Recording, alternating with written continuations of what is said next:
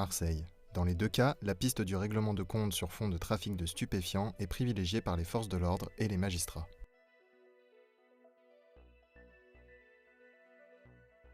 En 2023, 44 personnes sont mortes dans des affaires liées au narcobanditisme dans les Bouches-du-Rhône. L'année précédente, elles étaient 31. L'épicentre de ce phénomène se situe bien à Marseille. Sur les 94 affaires du même type recensées cette année, seules 4 ne concernent pas la capitale phocéenne.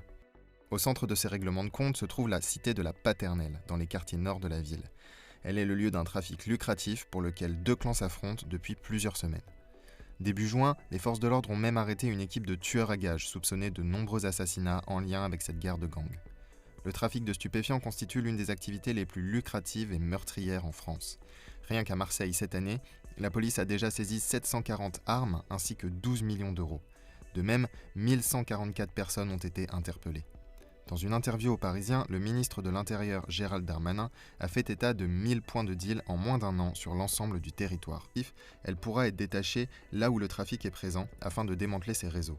2 ans plus tôt, en 2021, le ministère de l'Intérieur avait déjà mis sur pied la CRS 8, une unité de 200 hommes spécialement formés à la lutte contre les violences urbaines et les trafics de stupéfiants. L'unité a été déployée à Marseille le 18 août pour nettoyer les points de deal et mener des opérations coup de poing sur de règlement de compte dans la ville. Cette dernière devrait se munir d'une unité permanente du même type à la fin de l'année.